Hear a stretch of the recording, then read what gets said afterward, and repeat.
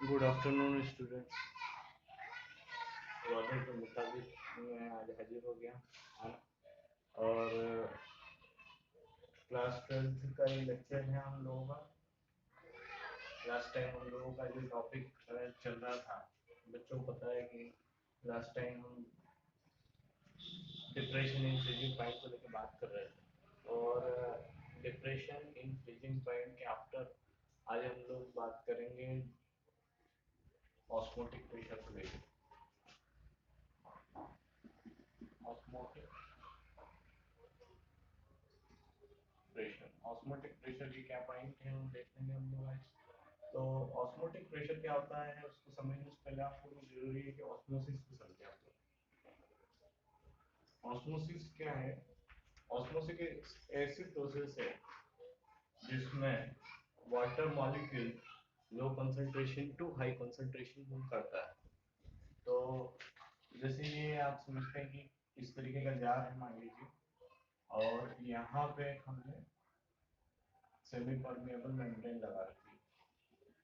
Semi permeable membrane क्या होता है बच्चों को पता है कि सेमी परमेबल मेम्ब्रेन जो कुछ पार्ट को जो है पास पास देती है, परमिट देती है कि वो दूसरी साइड जा पाए। तो मान लीजिए कि यहाँ पे क्या है, यहाँ पे है वाटर, और यहाँ पे है मान लीजिए कि यहाँ पे है सॉल्ट या शुगर का सॉल्यूशन। अब आपको पता है कि सॉल्ट और शुगर कोई सा सॉल्यूशन रहेगा तो उसका कंसंट्रेशन क्या रहेगा, हाई रहेगा। तो इस कंडीशन में water molecule low concentration to high concentration move करते हैं, मतलब वाटर वाली साइड से कहाँ जाएंगे, सॉल्यूशन वाली साइड जाएंगे। और इसी प्रोसेस को बोलते हैं ऑस्मोसिस।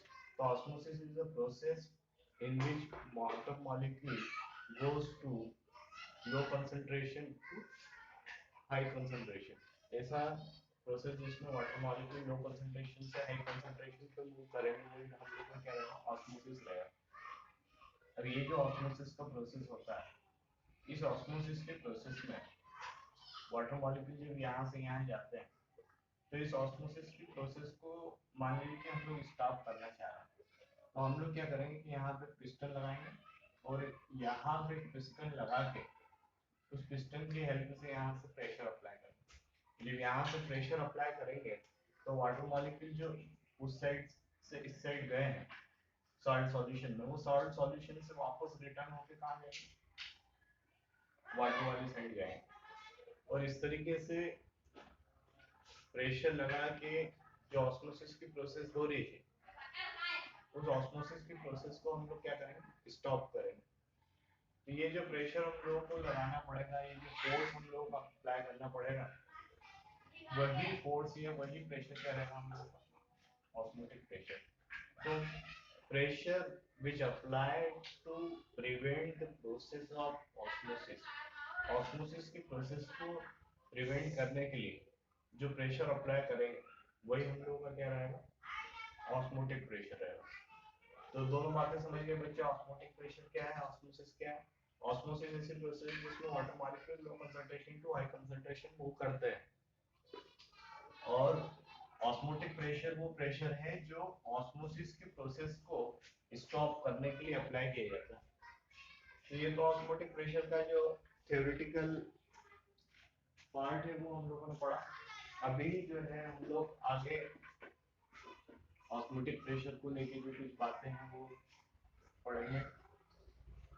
यहाँ पे ऑस्मोसिस की जो प्रोसेस है उसको बताने के लिए वान हॉफ नाम के एक साइंटिस्ट है।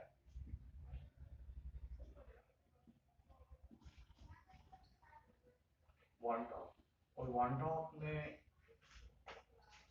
ये लॉजिक दिया कि जो डाइल्यूट सॉल्यूशन होता है वो एक तरीके से आइडियल गैस के लाइक बिहेव करता है, और इस कारण जो आइडियल गैस इक्वेशन है PV is equal to NRT, उसका जो आइडियल गैस इक्वेशन वो ऐसा का ऐसा कहाँ पे अप्लाई होना चाहिए, डाइल्यूट सॉल्यूशन के केस पे भी अप्लाई होना चाहिए।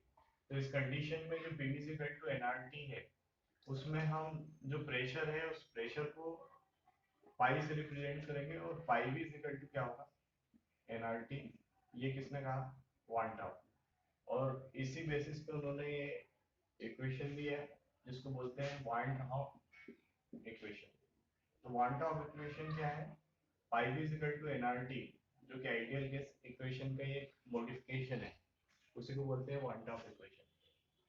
अब पाई जो है यहाँ पे क्या है, पाई जो है ऑस्मोटिक प्रेशर है, बी जो है वॉल्यूम है ना, एन जो है नंबर ऑफ मोल्स है ना, और आर जो है वो है आप लोगों का गैस कांस्टेंट, और टी जो है टेम्परेचर है, वो भी केल्विन। तो ये वन टॉप इक्वेशन है, और ये one top equation dilute solution के केस में ऑस्मोटिक प्रेशर को रिप्रेजेंट करने के लिए दिए गए। आगे यहाँ पे जो बात हम लोग को करना है, ऑस्मोटिक प्रेशर को बेसिस पे क्या मॉलिक्यूलर मास का रिलेशन रहेगा, ऑस्मोटिक प्रेशर किस तरीके से मॉलिक्यूलर मास से रिलेटेड है, तो वो देखना है। अब बच्चे समझते हैं कि क्वांटा ऑफ इक्वेशन ये pi V is equal to NRT. अब pi V is equal to NRT में जो पाई है उसको यदि हम यहीं ले लें तो ये क्या हो जाएगा, ये हो जाएगा n upon V into R into T, है ना। और एन अपॉन बी को इन्होंने नाम दिया सी, कंसंट्रेशन। तो pi is equal to C R T हो जाएगा। ये एक नया मॉडिफिकेशन निकाला, सी जो है कंसंट्रेशन। और भी इसमें मॉडिफिकेशन करें, जैसे पाई इज इक्वल टू क्या होता है, एनआरटी। अब एन जो है वो नंबर ऑफ मोल है, एन इज इक्वल टू क्या है, नंबर ऑफ मोल्स है, क्या है, नंबर ऑफ मोल।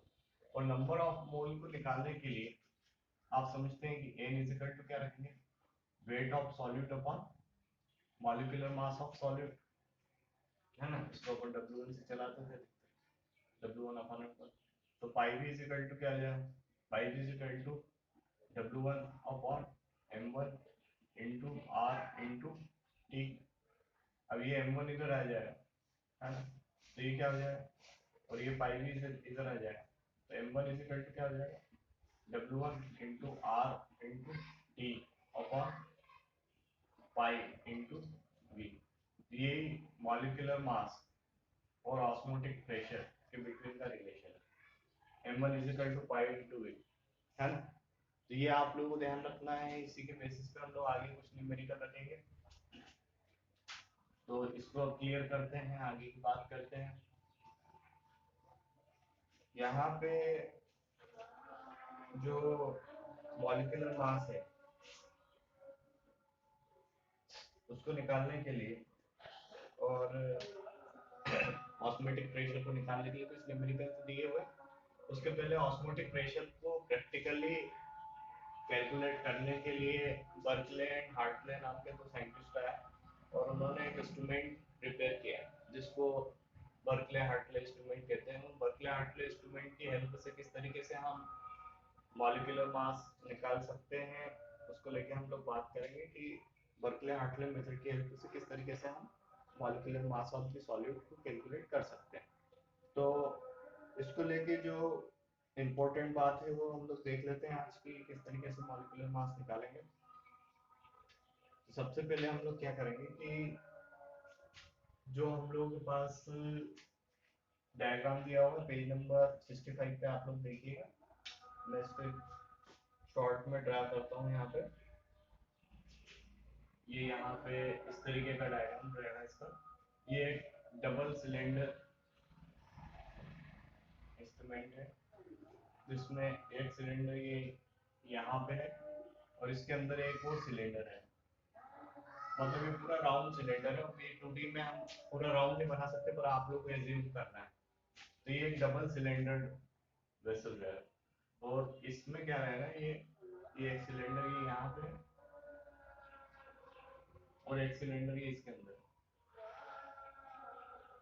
मतलब एक पूरे सिलेंडर के अंदर एक सिलेंडर और है।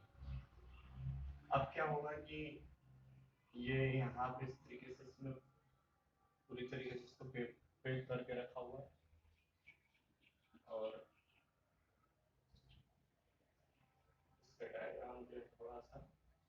डिफिकल्ट तो नहीं है पर प्रैक्टिस भी जरूरी है।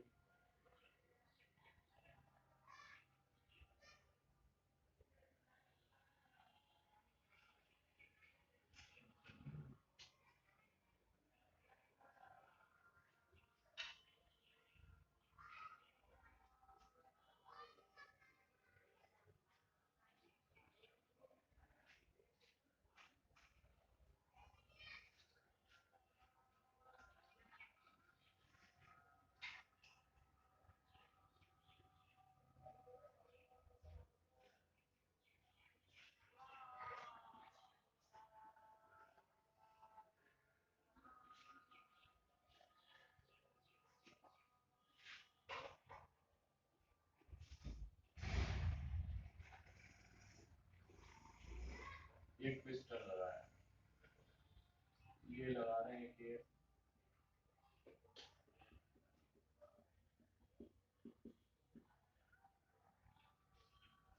प्रेशर गेज, प्रेशर गेज, ये आप लोग का पिस्टन।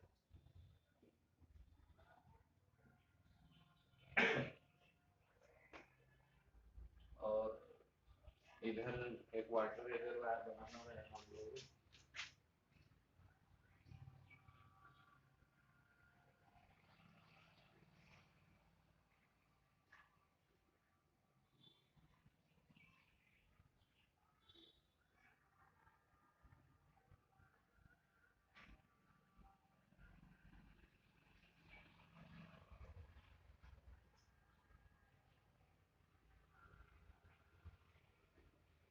वाटर रिजर्वायर इधर है ना, ये आप लोगों का कैपिलरी ट्यूब है।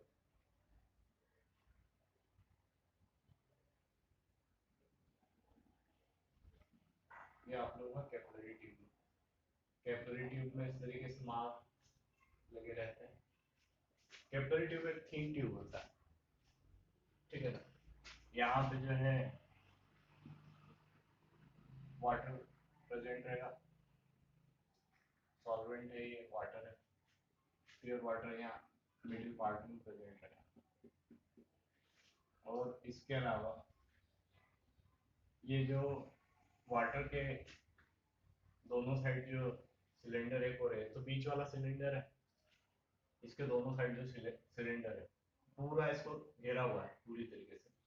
ये क्या है, सॉल्यूशन है। जिस सॉल्यूशन का जिस सॉल्यूशन का ऑस्मोटिक प्रेशर कैलकुलेट करना है वो ये आउटर साइड वाले सिलेंडर में फिल जाएगा। अब क्या होगा, इसकी पूरी मेथड को ध्यान से समझना। इसकी पूरी मेथड में क्या रहेगा कि ये वाटर यहाँ से वाटर रिजर्वायर से हम लोग इसमें कोई नल बनाना था, है ना। ये वाटर रिजर्वायर से वाटर लेके हम लोग इसमें इनसाइड जो है फिल कर दी। अब वाटर जब ये इनसाइड फिल हो गया, यहाँ पे वाटर जब आ जाए तो ये वाटर यहाँ से कहाँ जाने लगेगा, सॉल्यूशन वाले पार्ट में मूव करेगा। और ये वाटर यहाँ से सॉल्यूशन वाले पार्ट में मूव करेगा ऑस्मोसिस की प्रोसेस के थ्रू। तो इसके कारण क्या होगा कि कैपिलरी ट्यूब में वाटर लेवल इंक्रीज होने लगेगा, इंक्रीज नहीं मेरा मतलब डिक्रीज होने लगेगा। क्या होने लगेगा, डिक्रीज होने लगेगा, क्योंकि वाटर जो है इस वाले पार्ट से जो है आउटर साइड वाले पार्ट में जा। अब जब वाटर लेवल कैपिलरी ट्यूब में डिक्रीज होने लगेगा, क्योंकि यहाँ से कनेक्टेड है ये मिडिल पार्ट से कैपिलरी ट्यूब, तो जब ये मिडिल पार्ट से वाटर ये जो है आउटसाइड जाने लगेगा तो कैपिलरी ट्यूब में वाटर लेवल डिक्रीज होने लगेगा। अब जब वाटर लेवल इसमें कैपिलरी ट्यूब में इसमें से डिक्रीज होने लगेगा ऑस्मोसिस की प्रोसेस के थ्रू, हम लोग पहले नोट कर लेंगे ऑस्मोसिस की प्रोसेस स्टार्ट होने के पहले कितना था वाटर लेवल कैपिलरी ट्यूब में और आफ्टर कितना रह गया। अब जब कैपिलरी ट्यूब में 5 to 10 मिनट आफ्टर जब ऑस्मोसिस की प्रोसेस कंप्लीट हो गई तो और कैपिलरी ट्यूब में वाटर लेवल डिक्रीज होना स्टॉप हो गया है, तो इस कंडीशन में हम लोग क्या करेंगे कि अब जो है कैपिलरी ट्यूब का फाइनल जो रीडिंग है वो नोट करेंगे। इनिशियल रीडिंग हम लोग पहले ही नोट कर लेंगे, फाइनल रीडिंग में हम लोग कैपिलरी ट्यूब का नोट कर लेंगे, ऑस्मोसिस के आउटपुट कितना रह गया। इसके बाद क्या करेंगे हम, ये जो हम लोग के पास पिस्टन है, इस पिस्टन की हेल्प से प्रेशर अप्लाई करेंगे, और पिस्टन की हेल्प से प्रेशर जब अप्लाई करेंगे तो सॉल्यूशन में जो वाटर मिडिल पार्ट से आया है, वो मिडिल पार्ट से जो सॉल्यूशन से वाटर आया है, वाटर से सॉल्यूशन में वाटर आया है, वो वापस रिटर्न होके कहाँ जाएगा, वापस से मिडिल टैंक में जाएगा। और इसके कारण जो सॉल्यूशन वाले पार्ट से जो वाटर निकल के वापस मिडिल पार्ट में जाएगा, तो कैपिलरी ट्यूब में अगेन वाटर लेवल क्या होने लगेगा, इंक्रीज होने लगेगा। तो जो वाटर वापस अगेन इंक्रीज होने लगेगा वाटर लेवल कैपिलरी ट्यूब में, तो हम इसको पिस्टन को जब तक प्रेस करते रहेंगे जब तक ये इनिशियल रीडिंग तक नहीं पहुंच जाए, कैपिलरी ट्यूब में वाटर लेवल इनिशियल रीडिंग तक नहीं पहुंच जाए। और जब वो इनिशियल रीडिंग तक पहुंच जाएगा तो इस कंडीशन में ये जो प्रेशर गेज है, इस प्रेशर गेज में हम लोग ये देख लेंगे कि कितना प्रेशर अप्लाई करने के बाद सॉल्यूशन में जो वाटर आया था वो वापस रिटर्न जा पाया, है ना। तो ऑस्मोसिस की प्रोसेस को पूरी तरीके से स्टॉप करने के लिए कितना प्रेशर अप्लाई करना पड़ा, वो हम लोगों को इस तरीके से पता चल जाए। और इन दोनों वाटर के बिटवीन और सॉल्यूशन के बिटवीन एक सेमी परमेएबल मेम्ब्रेन रहेगी। इस सेमी परमेएबल मेम्ब्रेन को बोलेंगे हम लोग, ये कॉपर फेरोसाइनाइड की रहेगी। किसकी रहेगी, कॉपर फेरोसाइनाइड, CuCl है ना। तो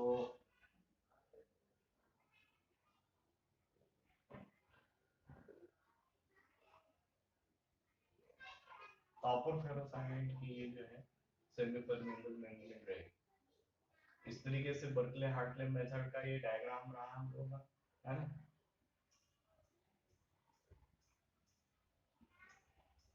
Berkeley Hartley method page number 65 पे दिया हुआ है, पेज नंबर 65 पे आपको इसको देखें।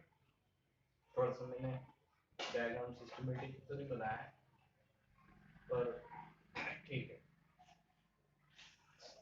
और आफ्टर दैट इसमें एक बात और दी गई है, रिवर्स ऑस्मोसिस को लेकर भी बात की है, क्या किया है, हाँ ठीक है। रिवर्स ऑस्मोसिस को लेकर तो बात हम बाद में कर लेंगे। पेज नंबर 66 पे कुछ न्यूमेरिकल दिए ऑस्मोसिस की प्रोसेस को रिलेट करके। तो पेज नंबर 66 पे देखेंगे आप लोग क्या है, कुछ न्यूमेरिकल्स देखते हैं कभी। वैसे तो एग्जाम में इसमें न्यूमेरिकल ज़्यादातर आते नहीं हैं, पर फिर भी अभी कुछ न्यूमेरिकल हम लोगों से बनते हैं, देख लेते हैं। पेज नंबर 66 पे दिया हुआ है, calculate the osmotic pressure of urea solution containing 6 gram of urea in 1 liter at 300 Kelvin। तो क्वेश्चन में यहाँ लिख देता हूँ, एग्जांपल नंबर फर्स्ट दिया हुआ है पेज नंबर 66 पे। पेज नंबर 66 पे क्या लिखा हुआ है, calculate the osmotic pressure of the solution, है ना। Calculate the osmotic pressure of solution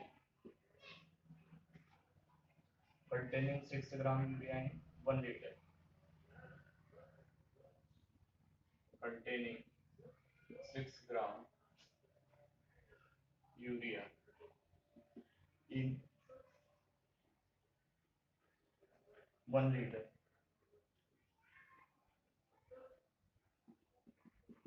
in 1 liter solution, है ना।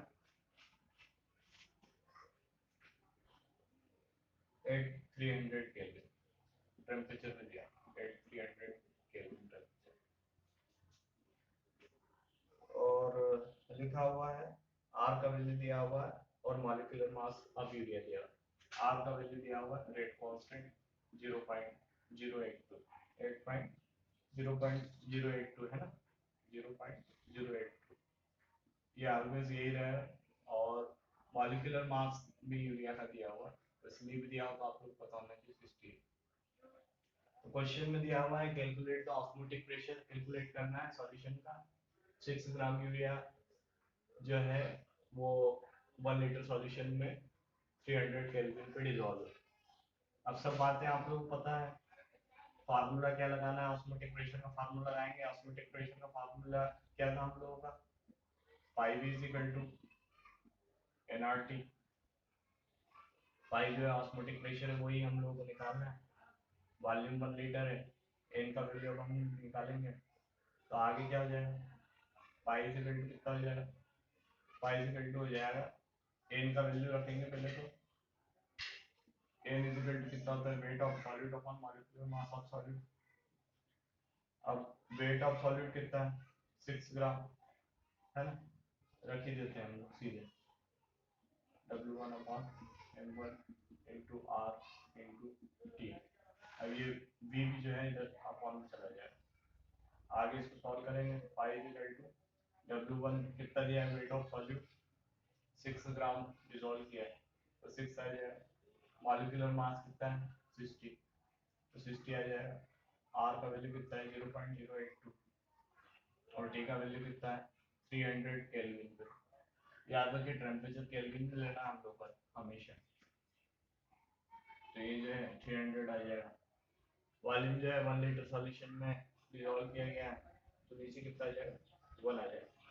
अब इसको जब कैंसिल करके निकालेंगे, ये 10 टाइम में चला जाएगा, ये 10 से 10 कैंसिल हो जाएगा और 0.082 का 30 में मल्टीप्लाई होगा तो आंसर आएगा जो इन लोगों ने निकाला है 2.46 ATM।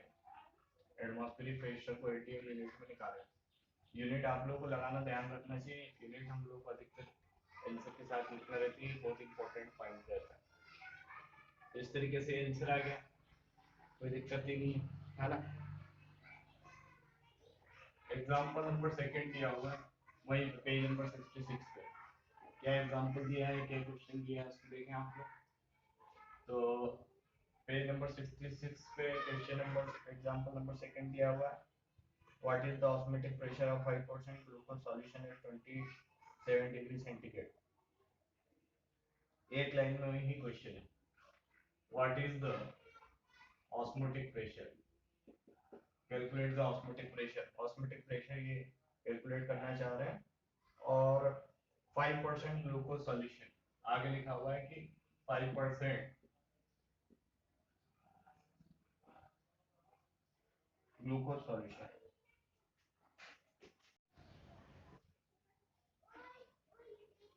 Glucose solution. तो 5% ग्लूकोज सॉल्यूशन का ऑस्मोटिक प्रेशर निकालना। आगे कुछ वैल्यूज इन लोगों ने दे दी है, मॉलिक्यूलर मास दे दिया है ग्लूकोज का, नहीं भी दे तो आप लोगों को बताना चाहिए। मॉलिक्यूलर मास ग्लूकोज का 180 है ना, और आगे भी कुछ और वैल्यूज दिए गए हैं। आर का वैल्यू 0.082 है, आर का वैल्यू दे दिया 0.082। अब इसके लिए हम लोग ऑस्मोटिक प्रेशर कैलकुलेट करना, फार्मूला क्या है वो आप लोग पता है। फार्मूला है pi V equal to NRT, N जो है नंबर ऑफ मोल है, weight of solute upon molecular mass. तो पाई इज इक्वल टू कितना हो जाएगा, पाई इज इक्वल टू कितना हो जाएगा, एन की वैल्यू मैंने रख दी W1 upon M1 into R into T upon V। अब हम लोगों को जो है पाई निकालना, वेट ऑफ सॉल्यूट और मॉलिक्यूलर मास लेने लिए नहीं, खाली ये लिख दिया कि 5% ग्लूकोज सॉल्यूशन है, कैसे निकालें। और नहीं इन्होंने वॉल्यूम ऑफ सॉल्यूशन दिया है तो क्या करना चाहिए, तो थोड़ा दिमाग लगा के सोचना है कि 5% ग्लूकोज सॉल्यूशन का मतलब है कि परसेंटेज की डेफिनेशन के अकॉर्डिंग ऐसा सॉल्यूशन जिसमें 100 पार्ट ऑफ द सॉल्यूशन में 5 पार्ट ऑफ द क्या है सॉल्यूट प्रेजेंट है, तो ऐसे सॉल्यूशन को हम लोग क्या बोलते हैं 5% सॉल्यूशन है ना। परसेंटेज की डेफिनेशन में दिया हुआ था कि percentage means part of solute present in 100 part of solution. तो पार्ट ऑफ सॉल्यूट दिया हुआ है कि 5% सॉल्यूशन है, तो पार्ट ऑफ सॉल्यूट कितना आ जाएगा, 5 ग्राम आ जाएगा। इनटू में आर की वैल्यू दी हुई 0.0821 भी लिखा है साथ में। टी का वैल्यू दिया हुआ है, का दिया हुआ है, नहीं दिया है at 27 degree centigrade, at the 27 degree centigrade question में दिया हुआ था, उसको नोट नहीं किया। तो टी का वैल्यू जो है 27 दिया। 27 में हम लोग क्या लगेंगे, इसको केल्विन में कन्वर्ट करेंगे। केल्विन में जब भी किसी को कन्वर्ट करना रहेगा, जैसे 27 डिग्री सेंटीग्रेड को केल्विन में कन्वर्ट करना है, तो केल्विन में क्या करेंगे, सेंटीग्रेड में क्या ऐड करेंगे, 273 ऐड करते हैं हम लोग। तो 27 को ऐड करेंगे, 27 प्लस 273, आंसर कितना आ जाएगा, 300 केल्विन आ जाएगा। तो केल्विन में ही हम लोगों को टेम्परेचर पुट करना है, केल्विन में वैल्यू पुट करना है, सेंटीग्रेड में पुट नहीं करना, थोड़ा ध्यान रखें आप। तो टी का वैल्यू आ जाएगा 300 केल्विन, है ना। वैल्यू के साथ यूनिट की तो अभी कोई जरूरत ही नहीं, आपसे भी लगाएंगे हम लोग। अपॉन में क्या चल रहा है, मॉलिक्यूलर मास ग्लूकोज का दिया हुआ है, कितना दिया हुआ है, 180 दिया हुआ है ना। और V मीन्स वॉल्यूम, और वॉल्यूम जो है 5% सॉल्यूशन है।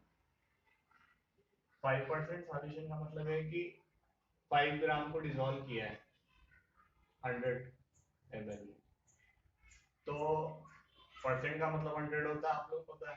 तो इस तरीके से जो वॉल्यूम है V, वो कितना हो जाएगा, 100 ml हो जाएगा, क्योंकि परसेंटेज जो है वो हम लोग ml में ही चलाते थे। स्ट्रेंथ के मामले में हम लोग लीटर में रखते थे वैल्यू। तो वॉल्यूम जो है V आ गया 100 ml। अब वैल्यू जो है वो हम लोग ml में नहीं चलाते, ऑस्मोटिक प्रेशर के फार्मूले में वॉल्यूम को हम लोग लेके चलते हैं मिलीलीटर में नहीं, लीटर में लेके चलते हैं। तो 100 ml मिलीलीटर को यदि लीटर में कन्वर्ट करेंगे तो कितने मिलीलीटर होते हैं। एक जनरल बात बच्चे समझते हैं कि 1 लीटर में 1000 मिलीलीटर होते हैं।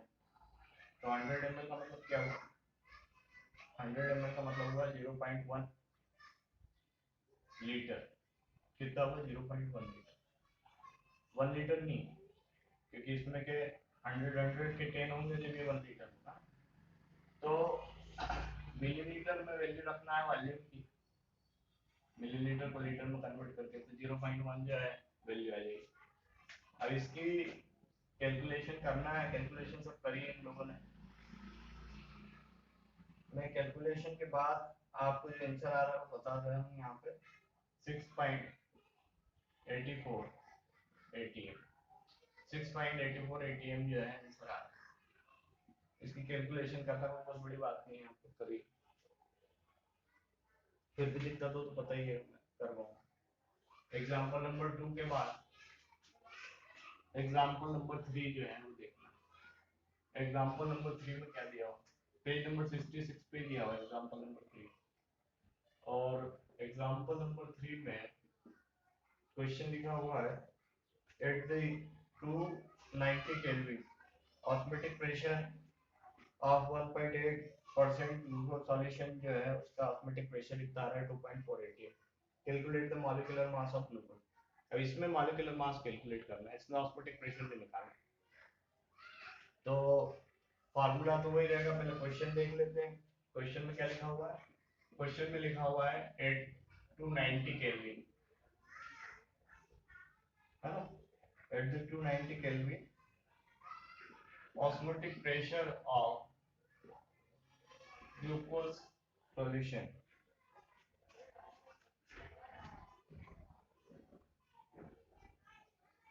Eight 290 kelvin osmotic pressure of glucose solution, है ना। एक बात और लिखिए, osmotic pressure of 1.8% glucose solution at 290 Kelvin osmotic pressure of 1.8% glucose solution जो है वो कितना आ रहा है 2.4 atm आ रहा है and calculate the molecular mass calculate the molecular mass को क्या करना है कैलकुलेट करना 290 केल्विन पे ऑस्मोटिक प्रेशर जो है 1.8% ग्लूकोज सॉल्यूशन का कितना आ रहा है अब फार्मूला वही रहेगा फार्मूला क्या रहेगा pi is equal to NRT n का वैल्यू आप लोगों को पता है एन जो है नंबर ऑफ मोल है weight of solid upon molecular mass of solid value रख देते हैं पाई इज इक्वल टू क्या आ जाएगा W1 upon M1 into R into T ये M इधर आ जाएगा मॉलिक्यूलर मास निकालना है हमको तो M को इधर ले आएंगे M इधर आ गया M1 इज इक्वल टू कितना हो जाएगा W1 into R into T upon कितना हो जाएगा पाई इंटू कितना हो जाएगा V अब जो है बाकी की वैल्यू पुट करना है ये फार्मूला लेके चलना है तो M1 ही निकालना है वेट ऑफ सॉल्यूट कितना है तो लिखा हुआ है कि 1.8% सॉल्यूशन मतलब कि 1.8 ग्राम जो है सॉल्यूट ऐड किया आगे R का वैल्यू कितना होता है 0.082 आगे T जो है टेम्परेचर तो टेम्परेचर कितना दिया हुआ 290 केल्विन तो 290 केल्विन आगे क्या देंगे पाई ऑस्मोटिक प्रेशर कितना निकाला हमने 2.4 और V जो है वॉल्यूम वॉल्यूम हम लोगों को पता नहीं पर देखिए जब भी वॉल्यूम नहीं दिया सॉल्यूशन का तो आप लोगों को ये देखना है कि परसेंटेज में तो वैल्यू नहीं दी है ना वेट ऑफ सॉल्यूट को परसेंटेज में तो नहीं दिया गया अब यहाँ पे वेट ऑफ सॉल्यूट जो है परसेंटेज में दिया गया हमेशा अधिकतर ऐसा होता है अब परसेंटेज का मतलब सीधा सीधा 100 होता है और परसेंटेज का मतलब 100 होता है यानी कि आपको वॉल्यूम कितना लिखना है 100 ml लिखना है और 100 ml को ml में नहीं लिखेंगे हम लोग लीटर में लिखेंगे तो 100 ml 100 ml का लीटर में कन्वर्सेशन कितना होगा 0.1 हो जाएगा अब इनका सबको जो सॉल्व करके और जो आंसर आएगा वो कितना निकाला है इन लोगों ने 178.56 178.56 कितना आ रहा है 56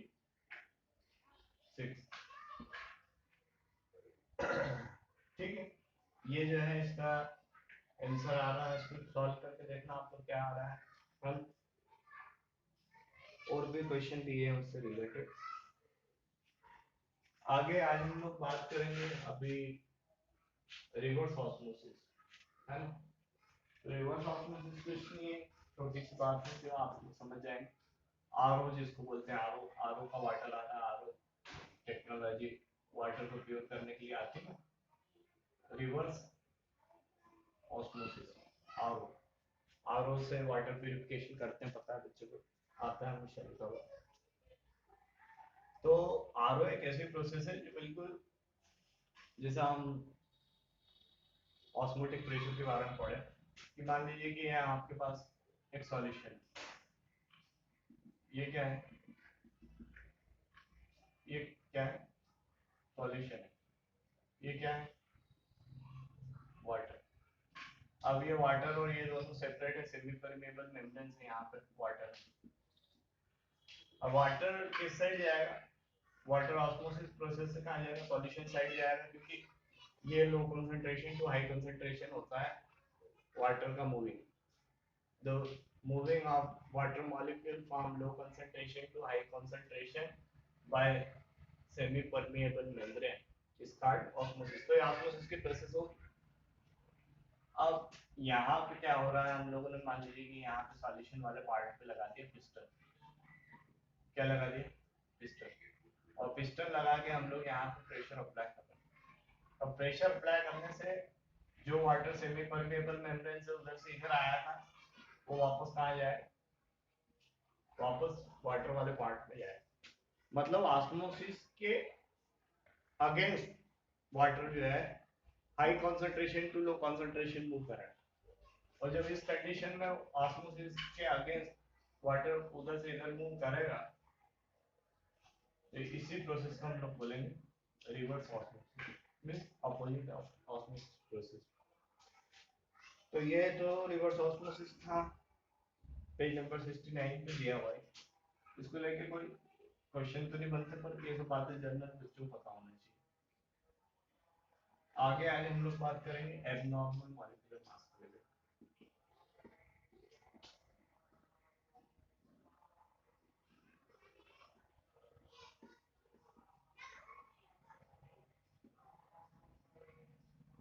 एबनॉर्मल मॉलिक्यूलर मास क्या होता है उसको समझें। एबनॉर्मल मॉलिक्यूलर मास को समझने से पहले आप एक बात जो हम लोग की छूट गई,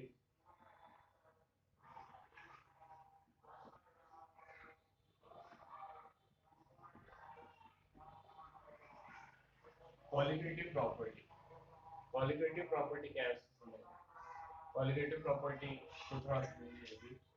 qualitative properties are the property which depend on the number of particle of solute, है ना? Property